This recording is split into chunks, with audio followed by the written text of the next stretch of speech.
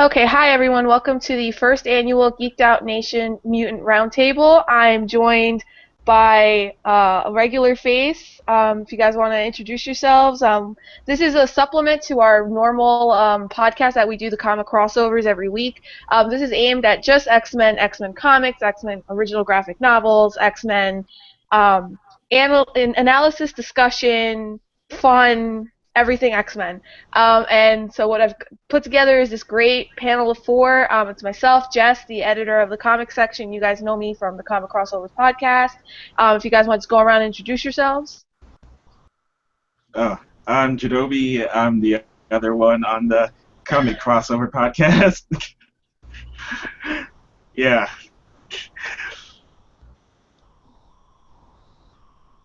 Next. Nice, short and sweet. Yeah, just go around and introduce yourselves real quick. Soup, go ahead. All right, my name is Soup Owens Fowler. I'm a contributor to Geeked Out Nation, and I love all things filthy muty, and that's why I'm here, so we can talk about it, because I love doing that all day.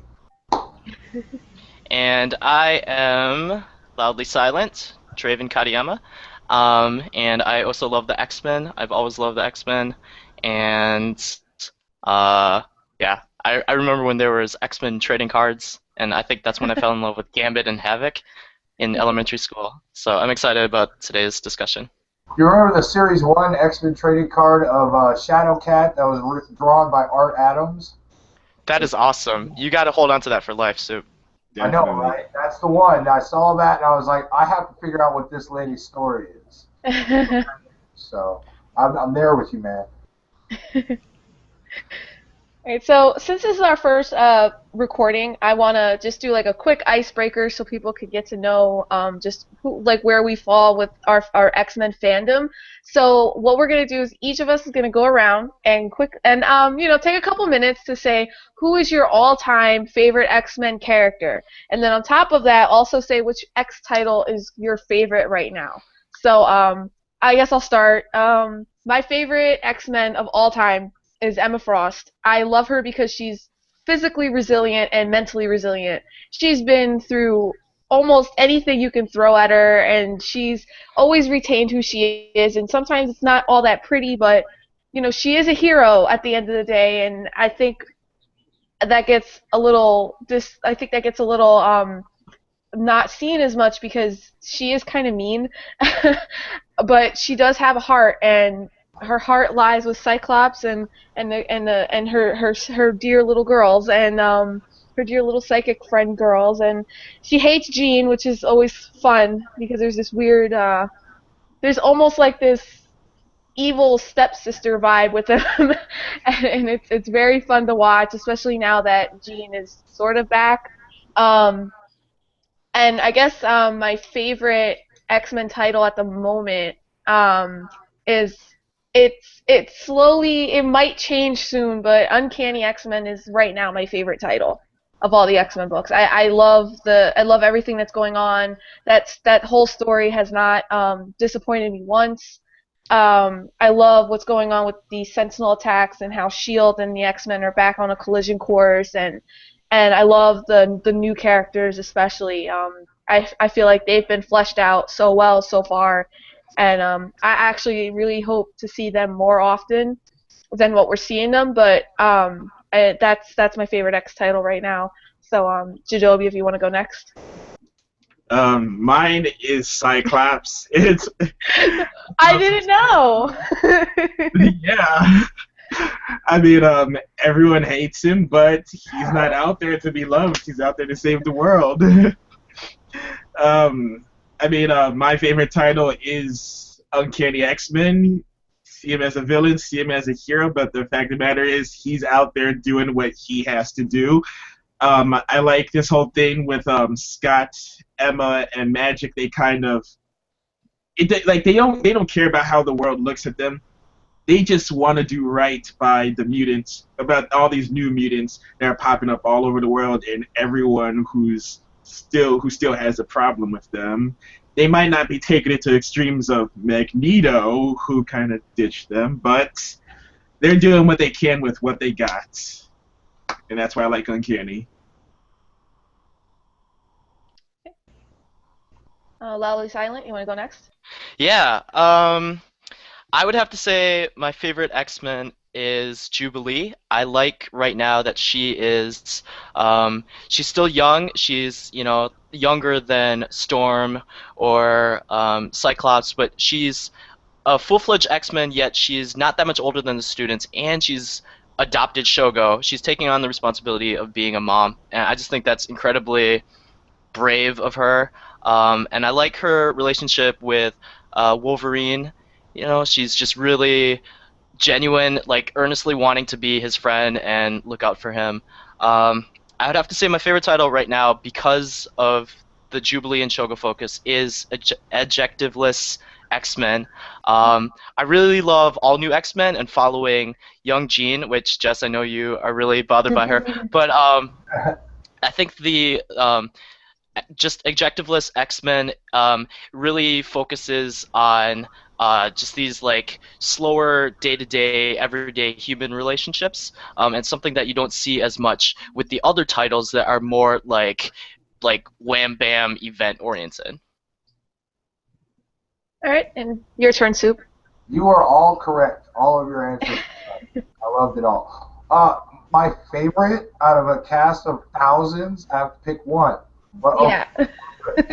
my favorite X-Man is Kitty Pryde, and the reason being is because when she was introduced, she was the focal character for readers to jump into this adult world of strangeness and being strange herself. She established herself early on as somebody who was formidable and can handle herself. And then over the years, we've seen her actually grow up and evolve. And now we're at the point now where she is the professor. She is in control. She is seen as somebody to look up to. And I feel throughout her entire history with the X-Men that she earned that. She earned that 110%. And right now, I think she embodies everything that the X-Men stand for, whether it's Xavier's dream or Magneto's vision or whatever's good for the race. She's doing what she thinks is right, and whatever side of the schism you fall on, none of that matters. She wants to take care of the people, and she's proven that time and time again. So she is my favorite. As far as my favorite title goes, I'm going to have to agree that right now Uncanny is killing it. I love it. Every single issue, the plots are so intricate and great. The subplots are always interesting. I can't wait to see what happens. Like, what happened to Ted? Come on now. What happened over there in the Savage Land? I want to know that. Yeah, me too. The artwork is just spot on every single time. The whole incorporation with S.H.I.E.L.D. is fascinating. Mystique and Dazzler and Madripoor and everything. It's every note is perfect. And right now, that's the title that I want to read. All right, awesome. Okay, so hopefully all you guys got a chance to get to know where we are with our fandom and what we're looking at as our favorite books right now. So what we're going to do is we're going to jump right into discussion. And my first question for the panel, you guys could just take turns, just jump in the question whenever you want. So the first question is focusing on Uncanny X-Men, since so many of us are, like most of us are really into that one. As we've seen, there are Sentinel attacks. But we don't know who's running these Sentinels. We don't know where they're coming from. The person who's doing this is also taken over X-Men in Uncanny X-Men 20, the most recent issue 21. They've taken over the Helicarrier. So whoever this is not playing games. So my question to you guys is, who do you think is behind this attack? Just throw them out there. Who do you think is running this? Do you think it's a person we've seen before? Do you think it's, do you think this is like a big ruse by Shield? To go for it. Who do you think this is? I definitely don't think it's Shield. No.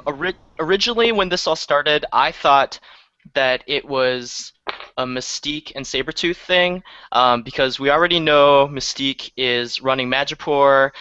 She's got Sabretooth partnered with her, and I thought this would be her way of thinning the herd. If she can get the Sentinels to take out the X-Men and get the mutants scared, they'll rally behind her. But this most recent issue, Uncanny X-Men 21, I'm starting to think that it's not Mystique, and it's got to be somebody bigger. I was thinking maybe the High Evolutionary or somebody outside of who we would usually think of.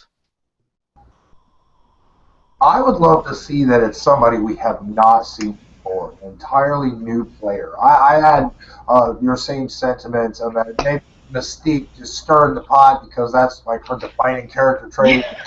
But after this issue, though, no, I think it's somebody we haven't seen before, and I'm actually on board with that because we have so many great, iconic X-Men villains that to see them come back into play again is only good when you can change it up a little bit, and to see them Hmm. come back again and again and again is always kind of like, huh, okay, here we go again doing this.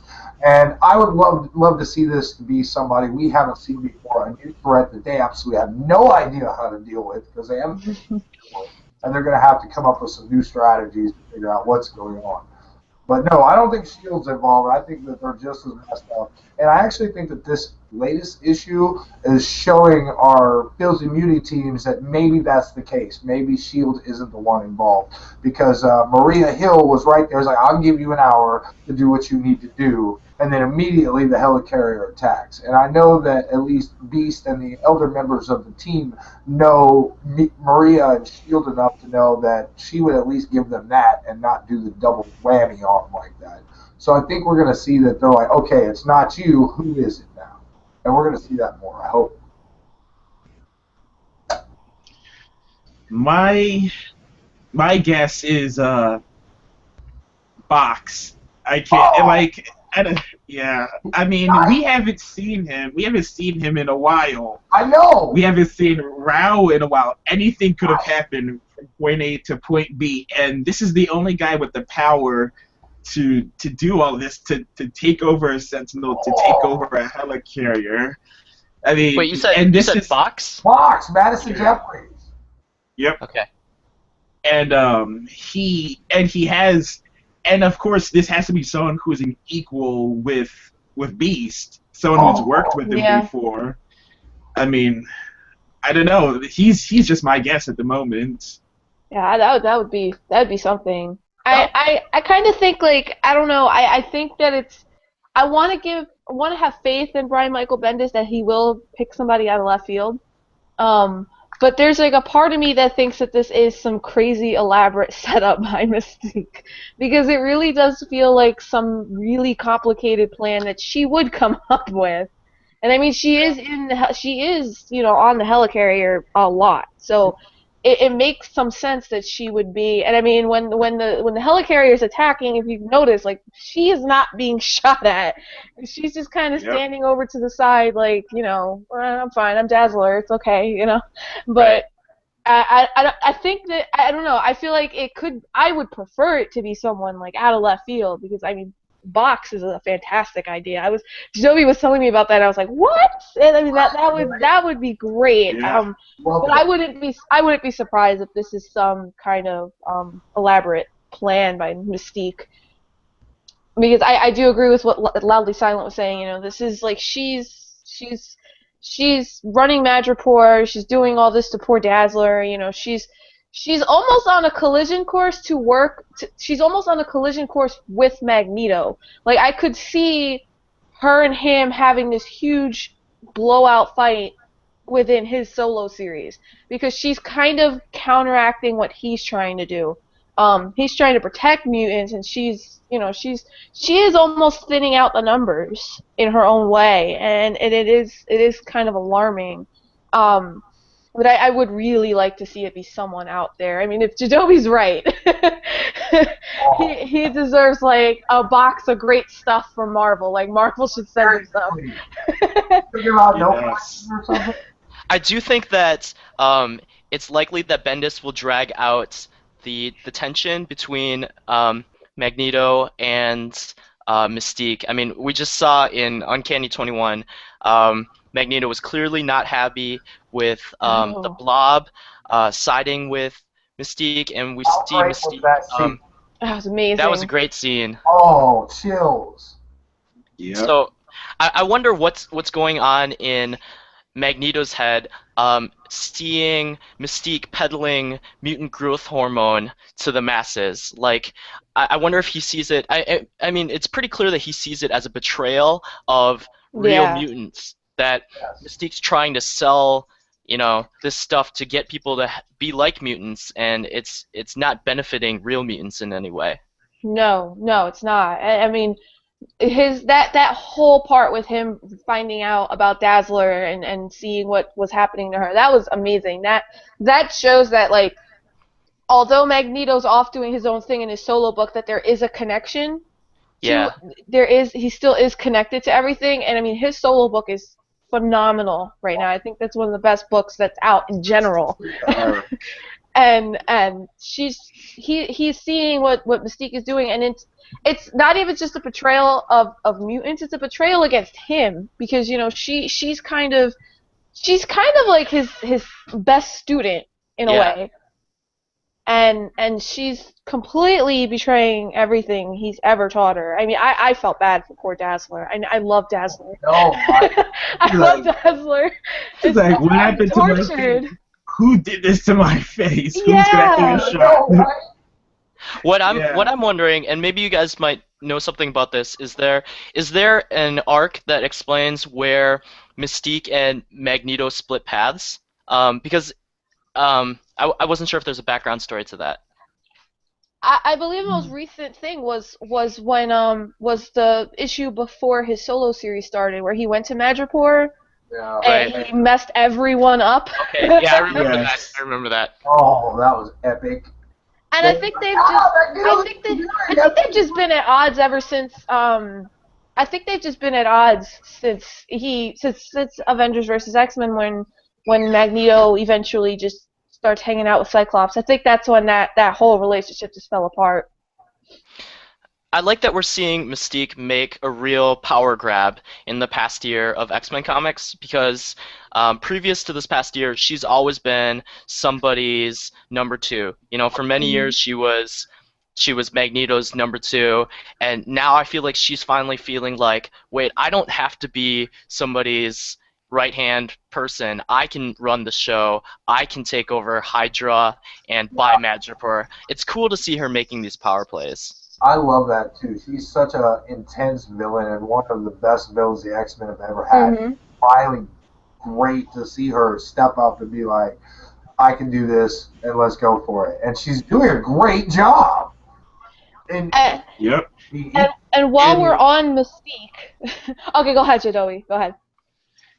And it's kind of sad because you look at Sabretooth and he's kind of just turned into her lackey. Some of us who read the new Elektra comic, when she's over here counting all the big time assassins, and then she gets to Sabretooth and she says he's just licking her boots. Yeah. And while we're on the topic of Mystique, we're gonna go a little out of order since we're talking about her anyway. What on earth is going on with her in All New X-Men? Okay, just to catch people up, Battle of the Atom. There's a future Brotherhood. We have two characters that are seemingly Mystique's children. There's Charles Xavier. He is the son of Charles Xavier, but we didn't know who his mother was. And there's Reyes, who is blue, like her, can shapeshift, but also has Wolverine-like claws. So, my question now is what is going on? Like, where is this leading? It's been heavily implied, almost outright said, that she did give birth to this son of Charles Xavier.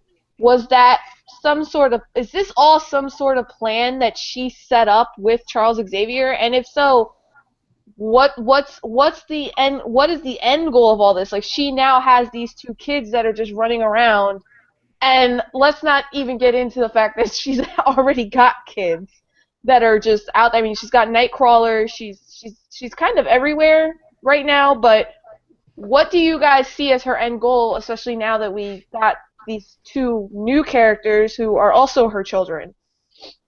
I have no idea. So intricate and complicated that I can't even tell if I'm coming or going reading this Yes. I'm thinking she's just trying to leave a seat and hope that one of them turns into a future Professor X or like Wolverine. I So oh. It did come Wait, do you to do you guys think this was like? Do you guys think that her and Charles Xavier were planning this whole thing, and that because we did get a flashback to when Cyclops killed Charles.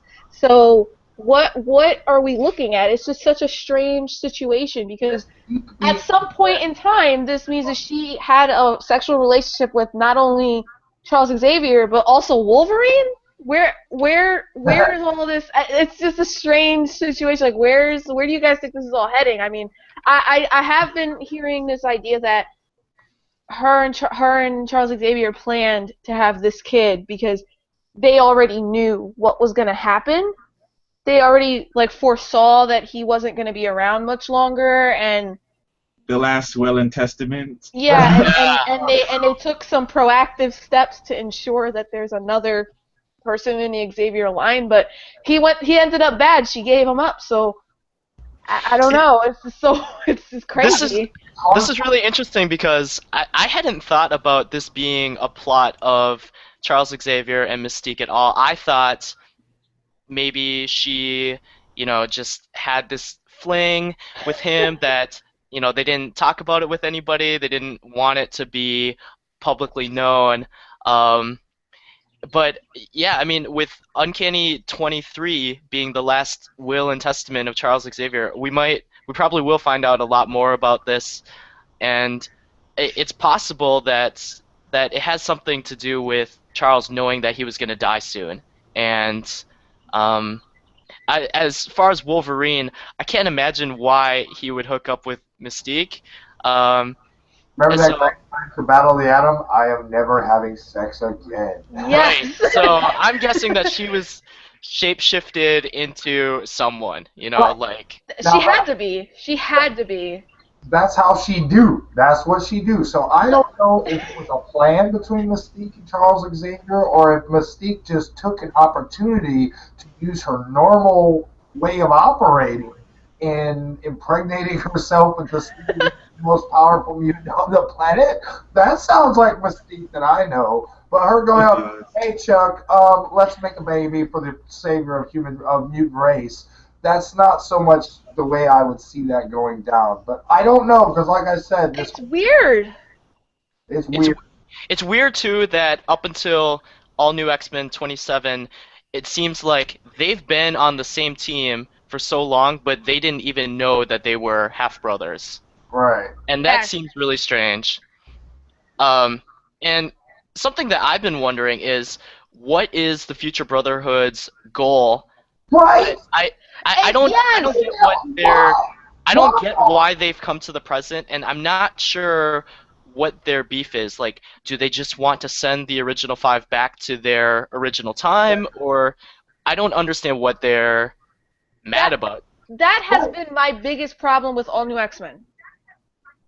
What do they want? And why is Molly Hayes with them? Yes, Right. Yes. yes, I and love Molly Hayes. I do too. Yeah. It's I just know, we're but, hanging out with these but bad guys and we don't know what they want. yeah, I it's see. because we gotta know what she wants and why and why. How could she end up with the X-Men when she's told herself how many times that she doesn't want to be labeled as a mutant? Right. Yeah. But that was Molly as a young girl. So now she's bigger and changed. But at the same time, how did she get screwed over enough to throw her hat into these her really cool hat in with these people? What happened there? We need to know Yeah. You know it soon. Oh no. That has been my biggest issue. I get into All New X-Men because I like the team dynamic with the young kids.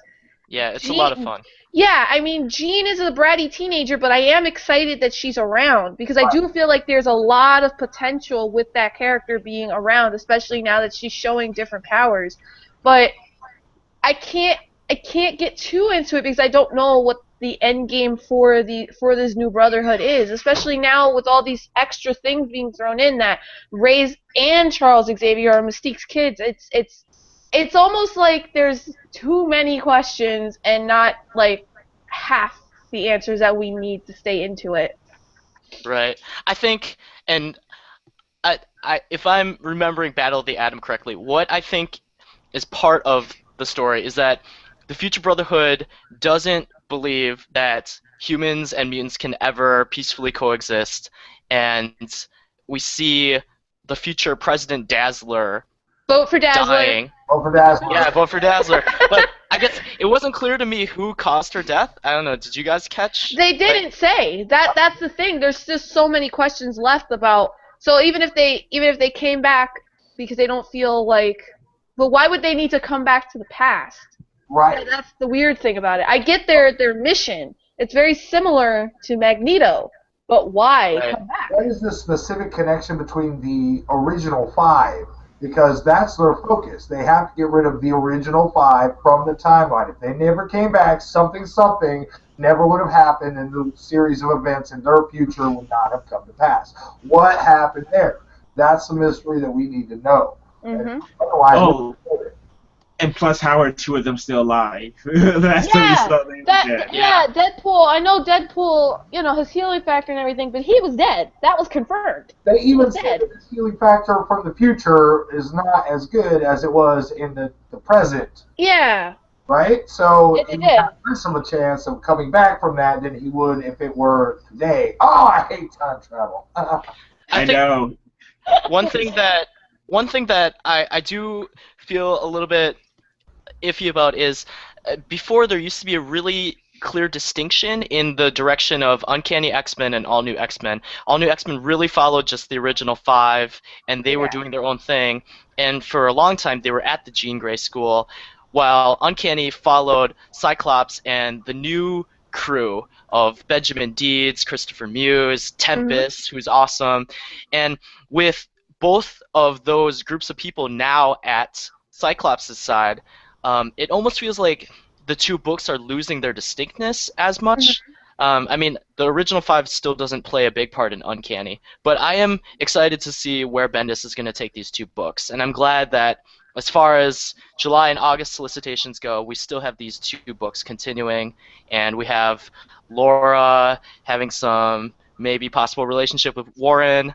It looks like it's going to be a lot of fun. Which I like that a lot more than her being with Cyclops. Though her being with Cyclops was always struck me as very strange because they've come to the future. So Cyclops this young Cyclops has seen his relationship with Wolverine, and X-23 is his clone. So it's almost like he was sleeping with Wolverine, and it was weird to me.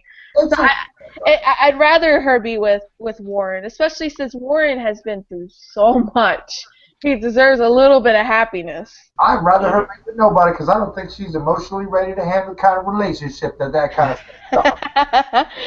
Hellion tried to get with her, and she was like, I don't even understand the emotion yet, so I'm going to step back.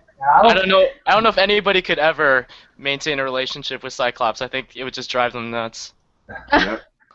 Well, I mean, maybe young Cyclops, because if we read the first issue of his new series, and I like this Cyclops. I mean, that was a great issue. That's where I want to take the conversation at a little bit towards the two solo books that we're really looking at now, Magneto and Cyclops. I think with what do you guys general feeling on Cyclops, especially given that. I'm going to throw this in there because this has been something that's been bugging me for a while now. There has been no change in the behavior of any of the future characters. We haven't really seen Angel, current version of Angel. We haven't seen any change in Hank. We haven't seen any change in Scott. So it's almost implied that the original 5 are going to go back in time. Because if they did do anything, especially Cyclops, if Cyclops did have some huge event or huge change in his personality while he was in space, then by the rules of time travel, it's like Looper. He would have changed in the current Cyclops, older Cyclops would have changed to match with the timeline. So, given that, like, how do you feel about the solo book? Like, how do you feel? Do you feel like it's almost like a moot point since it almost feels like they're going to be sent back anyway, so none of it matters?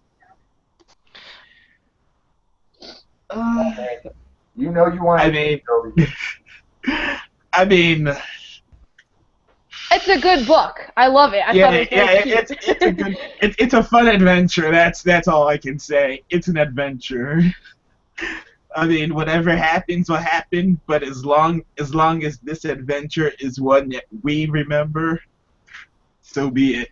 That's where I'm at too. I think that it does deserve to happen, even if it doesn't matter, because it's Mhm. such a fun book. The connection between young, displaced Cyclops and Corsair is just, Mhm. oh my God! Did anybody see how awesome that was coming? I sure didn't. I didn't. No, That I was I really didn't. that was by far the best moment of Trial of Jean Grey yeah. when all of a sudden young Cyclops meets his dad that he thought Yeah. has been dead for the past 8 years. That was extremely moving. I think Cyclops is a really important book for the Marvel canon because we see so many absolutely shitty parent-child relationships. I mean, you have Mystique and Nightcrawler, you have Wolverine and his son. I mean, so the fact that Corsair is making an effort to connect with young Cyclops is just incredible, and Greg Rucka's a great writer. Um, I think Oh, I think it's also really important for the young original five to start to have some sort of identity apart from their leader Cyclops. Young Jean doesn't really know who she is. She's getting all these weird new power sets, and she can finally explore who she is without this shadow of a future relationship with Cyclops looming over her. right. Yeah. I I love mean, that. Oh. it's a cute book. I mean, go ahead, Soup. The fact that young 16-year-old Cyclops in space and how awesome that is for him, just his jubilation of being out there going, oh my God, here I am. There's an alien over there. I'm in space. This is so cool. Just that comes across so genuinely and sincere that it really makes me feel like a kid again. Because, like, of course, you're zooming around when you're 10 years old wishing you were in space. I'm sure he did too. And now here he is, and he's hanging out with the space pirates, and life is beautiful for him. I would love to see some kind of change in present 616 Cyclops that reflects this. And maybe it doesn't seem like it because we're there now, but maybe in the future something will happen and that looper shift will change in him that will cause a different path. And maybe everybody will like Cyclops more now, maybe because of Mhm. right now, I'm loving it so much. Just the sincerity of the whole book is just perfect and spot on. And I Yeah. think also this shows that the young original five are here to stay in Marvel Comics for a while. It's Mhm. going to Mhm. be at least several years before it's, you know, cemented that they'll be sent back to the past or who knows what will happen to them. Um, I like that young Cyclops gets to have this separate adventure, and it's definitely going to lengthen the time that the young original five is here with us. Yeah, Yeah. that's my thing with it is it's them doing that Marvel deciding to do this extra Cyclops series. Like it does mean that they're going to be around here for a while, but my only like worry is that you know what effect will they end up having, because it's almost like if they do go back and they do get their memories wiped, then it's almost like it really didn't happen. So I mean, who ends up having the effect? Who ends up with the effect? Like older Cyclops, it could be a huge thing for him to be able to remember that he had this adventure with his dad. So you almost feel bad that when they do go back and they do have their memories wiped, because Charles Xavier is going to do that.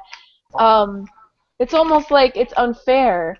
It's but do you guys foresee any possible way that they can just stay here? Does the fact that they would end up just staying here and it just being normal, would the fact that they don't really have any character change in their future versions, would that bother you at all, or because that's a time travel plot point that would probably drive some people crazy. I mean, I I, want I, them to stay. I personally like I don't. It doesn't really bother me. It's just something that has crossed my mind a few times because I'm like a big Doctor Who fan. So like all this time travel stuff, just I pick up on it. I want them to stay, and there's really no reason for them to go back. I mean, I'm sure there's some plot point Hmm. that the future Brotherhood has wanting them to go back, but there's no reason for Marvel to send them back. It would be in Marvel's much better interest to keep them with us in the comics for a very long time. So I hope they stick around for a long time. I mean, the reason I overlook it is because the long term it can't be as bad as having like the 4 or 5 characters from the AOA universe still lingering in the 616 universe. I mean, Hmm. they're off doing their own thing. Right. We don't really question what they're doing, how it's affecting other people. Let's if as long as they have some importance or relevance. Oh well. Hmm. I think that the change and the effect that they will have on their present uh, incarnations of themselves is not so much about when they go back, will things be different? And I think this is the really important point, since we all want them to stay, is what effect they will have on them now that they're still in the same timeline. Especially, Scott, seeing this young I. Here's a way to put it. Will Beast be right in bringing them? That was his point. He's like, I want you to see how we were. This is how we were, and I want you to change because of how we were. Will he be right? Will everybody change Hmm. Beast himself? I mean, I love young and old Beast hanging out and solving problems together. That is so great. That So, is fun. will they be able And to do that? I and want to. and I really like young Bobby Yeah. and real time Bobby. Um, and it's also fun. Uncanny issue 15 was really fun when Young Jean went out with the other girls. Night on the Town. You Yes. have her and Tempest and the Stepford Cuckoos and Magic and Emma, and that was just a really great issue. It was like Okay. Yeah, go ahead. hold on. No, I had it and then I lost it. I I lost it. All right. So looking at the Magneto book, the other solo book, what do you feel like? What are your current thoughts on it? Do you feel like he's being characterized the proper way? I mean, I don't even think this is a question, but but what do you guys foresee as his bigger picture? Is he going to reform his own version of the Brotherhood, or is he going to stay on his own? Um, where do you guys feel? Where are you feeling on this? This Magneto book and how it's shaping up so far. I Go ahead. I think that Magneto has always had people behind him, whether it was the original Brotherhood he was in control of, whether it was when he joined the X-Men, the Acolytes, whatever. I think right now he's exploring his own path by himself and how he can affect the mutant population and help them the way he sees fit. And I think that he's actually realizing that he is so powerful in the sphere of things that he can do this by himself. His Mhm. computers are still broken, so I don't think he's confident enough to like change things on a global scale like he's used to. But he can get down and get dirty and get into it like nobody else can. Mhm. We talked Yep. about Uncanny X-Men, where he came in and rescued Dazzler and all that, and that powerful scene with him and the Blob. How cool is that to be able to think pop up anywhere at any time and just be like, "You messed it up. What?" And then in his Yeah. solo series, it's kind of got this like True Detective vibe to it, or something, where it's just It like does. really It dark really does. and underscoring threatening plot line that's just so awesome to watch. Like, I haven't I haven't read Magneto number 4 yet. I just read Magneto number 3, and he is mourning Genosha. It's yeah, almost like he is just processing it and realizing how much he was responsible for it. And it almost seems like he sees himself as being responsible for the death of 16 million people, and now his most trusted followers, like Sabretooth, Mystique, the Blob, they're all doing things that he doesn't agree with. So I think he's going to see himself as being a solo adventurer for a while, and it's really good. I really love Magneto. Yeah. I love that. Yeah, what I like about it is because when Cyclops first left and left that letter for Wolverine, he said, "I'm going to do the things that needs to be done. I'm gonna get on the front line and get my hands dirty." But now when we read Uncanny X-Men, it's not the kind of get your hands dirty you would have thought about, because it's more revolutionary. So when you go to Magneto, you're like, okay, this is what you wanted to see when you thought of someone who needs to do what has to be done and not give a crap about what everyone thinks. So I think that's yeah. Yeah, that's exactly why I've been enjoying this book, because I feel like when Uncanny X-Men started, I was like, oh great, Cyclops and Magneto on the same team. I loved that on paper, but Magneto ended up falling towards the background. He really wasn't who he was, and at the end of the day, Cyclops and Wolverine are on the same page. This is the thing. They are exactly the same with their viewpoint on how all of this needs to be done.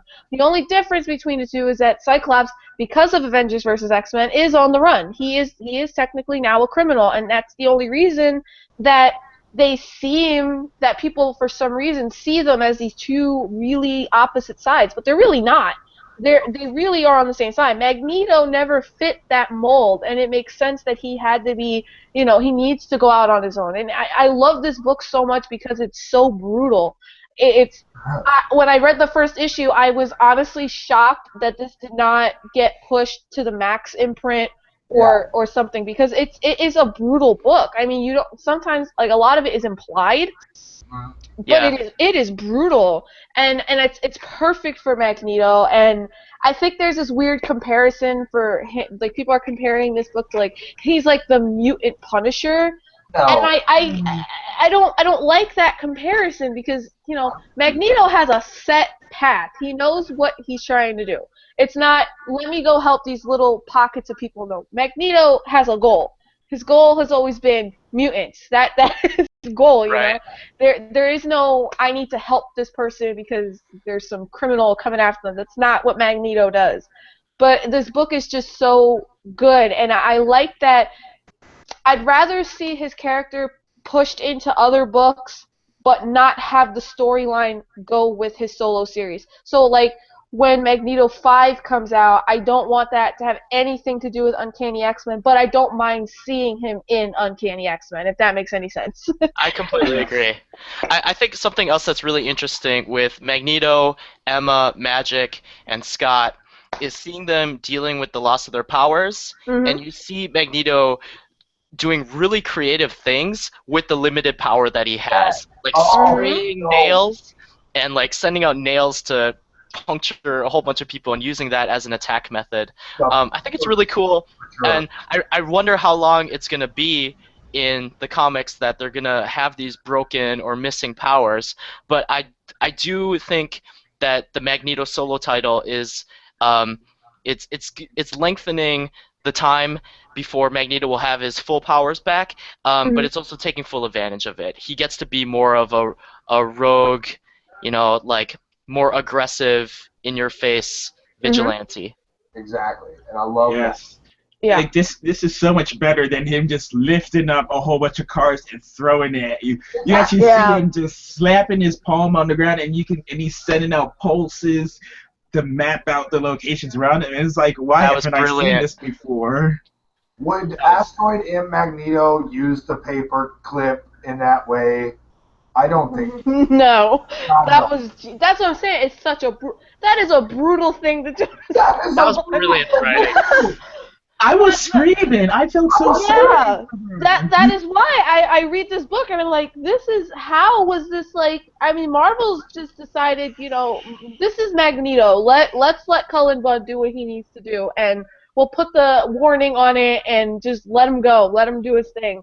This is a Yes. brutal book. I have had people come into the shop that I work at, you know, saying, they want to read Magneto, and then they'll come with like a kid, and they're like, oh, is this like X-Men? Can they read this? I'm like, do not give this to your child.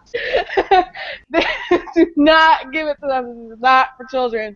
And I love that it takes so many chances, and it's such a violent book, and this is Magneto. This is the Magneto book that I think we all wanted for a long time. Like, this is who he is.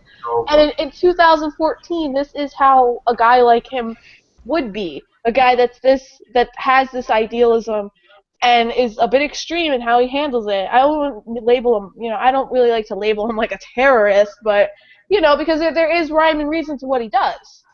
Right. Yeah, I think we're living in just one of the most amazing times for Marvel Comics. There's so many good stories, amazing characters. Like, I can't imagine things being better than it is right now. So I'm pretty happy. I agree with you. I think right now I'm more invested in these stories than I think I've ever been in my life, and that's saying something. I love. Yes. Yeah. All right, so we have just two more things that I'd like to discuss a little bit in detail. So this came out, the X-Men No More Humans graphic novel. And I know that Loudly Silent really enjoyed it. I did, but I have some caveats about that. But go ahead. Yeah, I also enjoyed it, but there are some problems. I don't know. I think it's a good standalone book, and I think that some of the characterizations are nice, but I have like this whole I don't like Raves. I don't like him, and I tend to like villains. Right. Even if I like to hate them, I still have a like for them. Exactly. I can't get into him. I don't know if it's that I think the problem with him is that he's more Wolverine than Mystique, and I'm on Wolverine overload, and he's become a bit much. But I want to know what you guys thought. I mean, I enjoyed this. I think it had some really good moments, but there's just some parts of it. I mean, I would suggest it to X-Men fans, even though it's a $24.99 book. It is definitely, X-Men fans would really enjoy this. But I want to hear what you guys thought about it. I have 3 issues with the book. Number one is Ray's. I'm with you 110%. I don't like Ray's at all. I don't. He's not compelling. He's exactly what he is. You Mhm. see him popping out on a page, blue skin, red hair, and his claws. That's Yeah. Mystique and Wolverine, and that's exactly how he is. He uses Mystique's shape-shifting powers, Wolverine's clawy bits and attitude to get his job done, and I'm kind of bored with it already. Mhm. In the graphic novel, when they showed like the inside, his inner workings, his true self, me, and I was like, I've felt that way ever since he showed up. I don't like him, but that's okay. I'm with you on the fact that the book is good, but the 3 things I have problem with: one was Ray's, two is there was some inconsistencies in just little things that threw me off. Like for one, Magneto had hair. I was like, where did that come from? Number two, Rogue. Rogue was there. Mhm. What's up with that? If she's going to show up there, why isn't she everywhere else? How did she? What? How did she come back? What's the story there? Because I love Rogue, and if they're going to treat her like that, they need to bring her back in full force, or just leave her off the table for a while. That messed me up. And the third thing that I had a problem with it is that it's kind of like what we were discussing with the original 5. Mhm. At the end, it meant nothing. Nothing Mhm. happened there. It's right back to the status quo. This whole thing happened, and then now here we are back again. Let's move on from this. Yeah. I didn't really like that. But as a read itself, it was enjoyable. I did read it, except for any panel that had a phrase in it. I rated it pretty high initially. I think I was really excited to see the 3 teams: Cyclops' team, Wolverine's team, and Magneto and Quicksilver and Wanda. To see them all tackle this mysterious problem. The front end of the book was a lot better than the end of the book. Yeah. It opens with this great premise of all the humans have disappeared and nobody knows why. The setup is really good. Is it an essential read? No. Is it worth the very high price points? I would say no. But if you happen to be able to read it, it's a fun read. Mhm. Um, and I agree. I wish that it were something more epic and really tied into the books and really a game changer. In the end, it's not a game changer. It's just an isolated event. Yeah. Jadobi? I actually didn't quite get to it. Oh. Spoiler alert. That's okay. I mean, I will at least say I loved the art. I loved the art. But I know I most likely would, and I know I most likely would agree with everything said about Rays. There's, Yeah.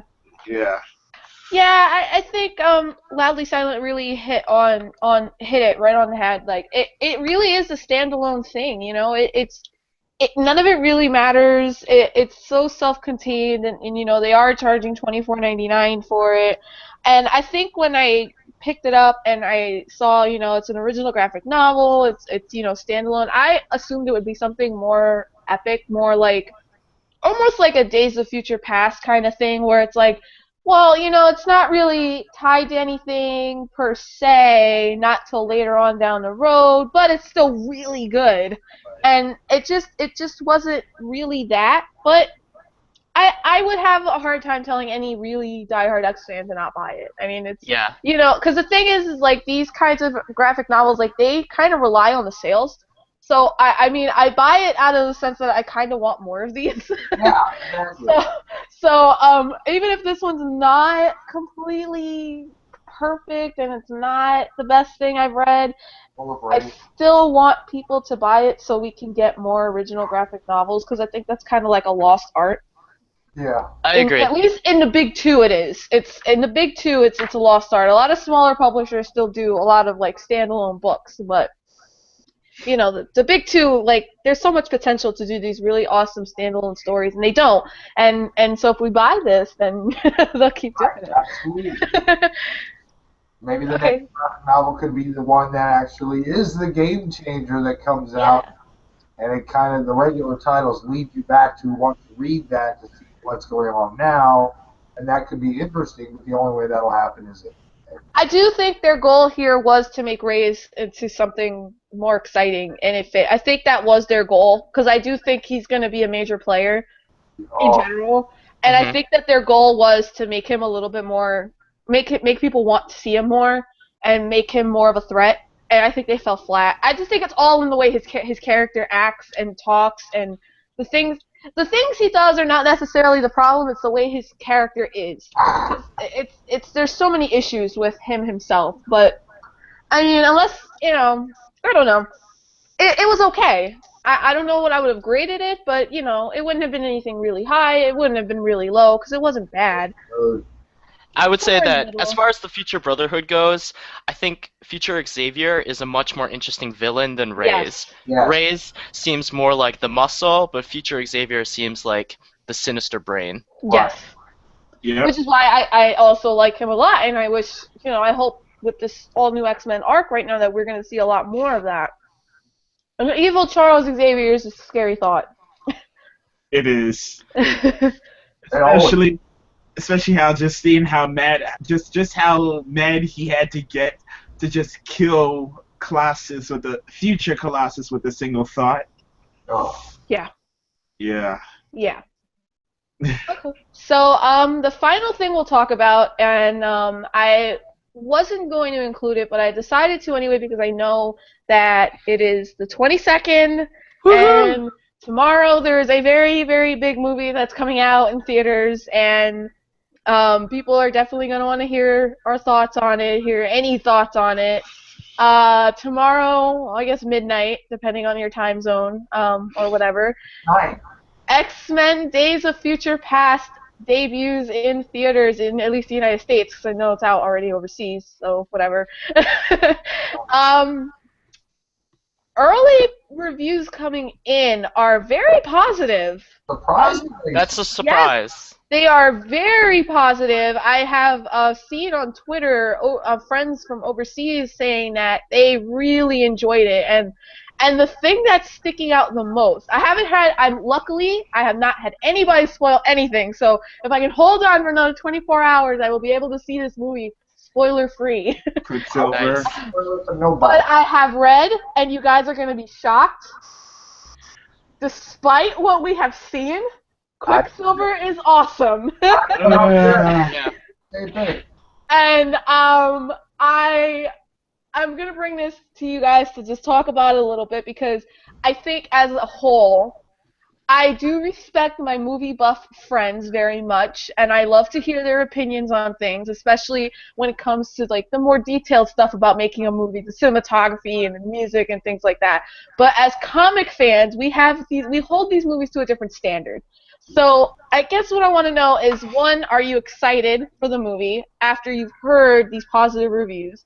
And second, what is your feeling on the X-Men movie universe as a whole? Do you feel like Days of Future Past can actually can be the game changer here? And what I want to also just point out is X-Men First Class was pretty awesome. So Yes, it was.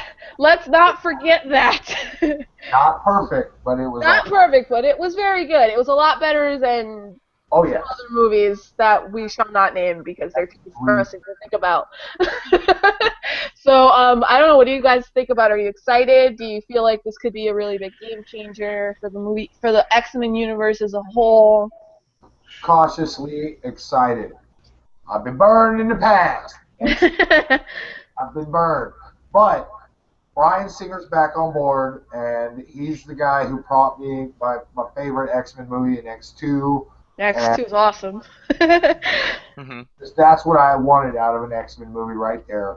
And Mhm. he's back on board after a long time away from it, and just the energy that he had being away and thinking about it and seeing how things were going and how he's like, no, I want to do this again. I've got great vision and ideas. I love the idea of bringing the two timelines, the successful one from First Class, which, like we said, was really good. Mhm. All the best things from his movies and bringing it together in one movie. My biggest reason why I'm excited, though, is that we live in a world where Blink, Warpath, and Bishop are Bishop, yes. all going to go see. I was actually okay. So, I'm really excited to see the movie. I might go to an advanced screening tonight.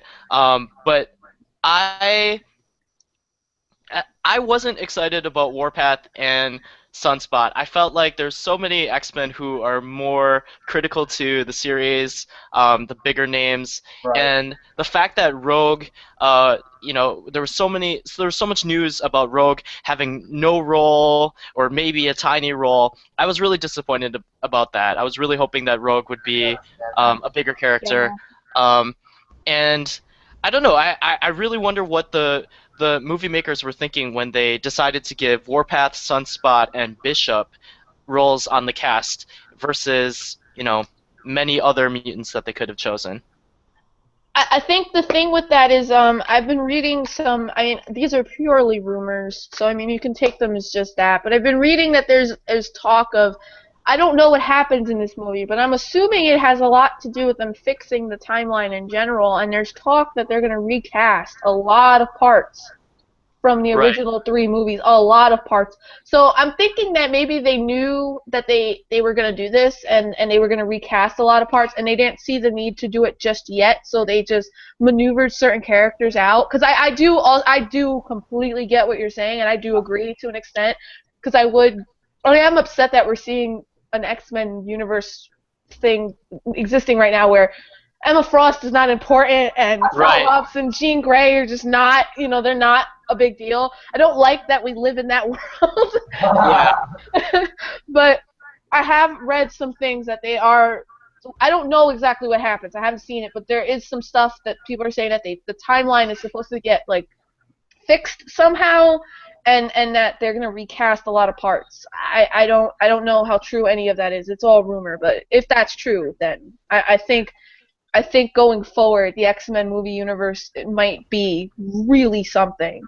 Might really be something cool because I don't know. I just don't like that those three are not that big of a deal. I need those three to be around doing Right. their thing. I think they need to figure out what plot lines they want to develop into movies. We Mhm. know that the next movie is going to be Apocalypse, Mhm. which seems like kind of a strange choice. I mean, it is a major X-Men plot line, Mhm. but there's so many X-Men stories to choose from, and there's so many characters.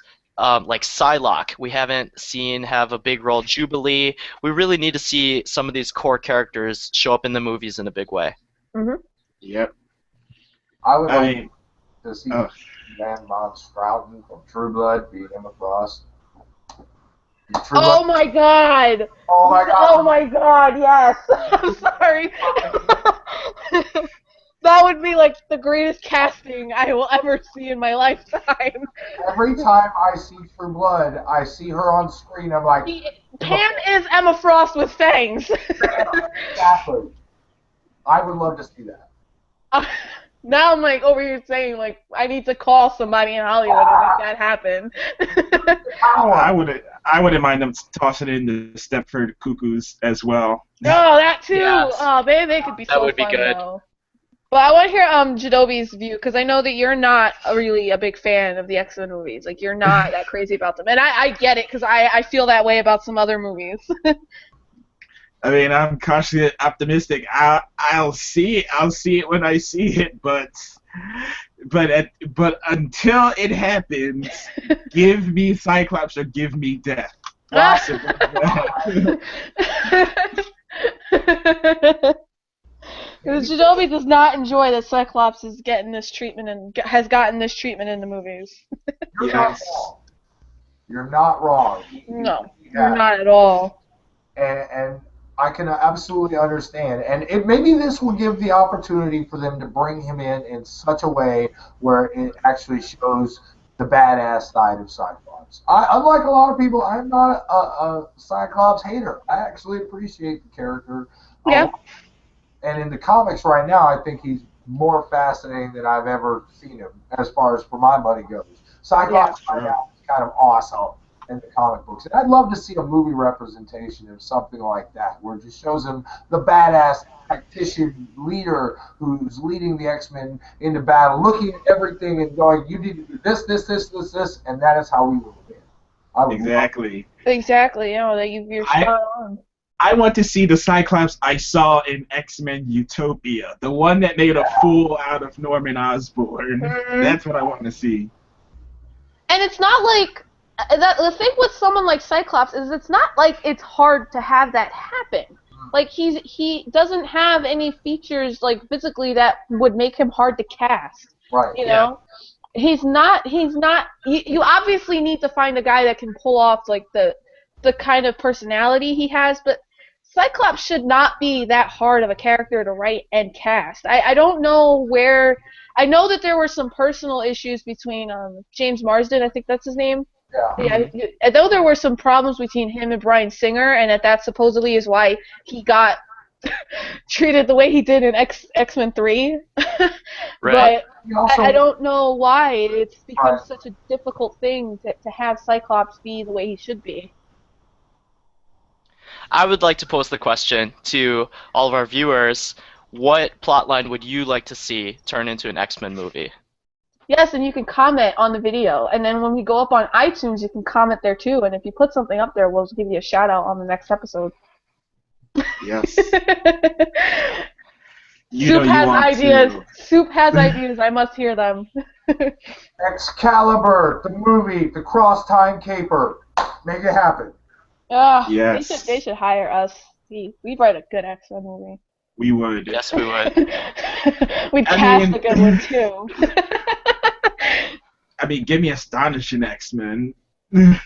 Oh yes, that would be good too. That would be a great way to sort of reboot a lot of things too. I mean, 'cause this is like one of the rare instances where I feel like a reboot would be okay, like a total from the ground up reboot. and I know that it hasn't been that long. I think it's been like the same amount of time from the Tobey Maguire Spider-Mans to the Andrew Garfield Spider-Mans, but X-Men kind of needs it. And X-Men is known for just retconning and rebooting everything. So why not? I mean, that's what the X-Men do. That's like that's one of the few comics where rebooting and new starts and characters coming from different worlds. It's kind of one of the books that happens normally, and we just They play accept by it. their own rules. X-Men do play by their own rules, and that's my thing. I don't know. I am excited for this movie though because I really liked First Class. I I did too. I really liked First Class, despite the fact that the time period it took in. So you had Emma Frost there, which just drove me crazy because she should have been there. And then Havoc is there, and that drove me a little crazy. But And they killed Shaw. and they did kill Shaw, and that was a big thing for me too. But And they killed Darwin. I know. yeah, but I think there were so many good things in there that could be replicated, especially with the casting. Because I think Michael Fassbender as Magneto is like I just wanted to see that one of movie. the best things I've ever seen. Yes, Yes. he is so good as Magneto. I wanted to see the X-Men Origins Magneto movie where it's just him hunting down Nazis for the whole movie. I would pay double for that. I would love that. Yes. Oh, It's I don't know. I'm excited. I'm more intrigued now to see Quicksilver because I am like Jadobi loves Cyclops, but I am like the craziest like Magneto family fan ever. I love Polaris, I love Scarlet Witch, I love Quicksilver, love them all. So I am very excited to see how this Quicksilver is because people are saying, despite his appearance and the way that he's been marketed, he actually is one of the better characters in the movie. So I am curious, but I am going to be very critical.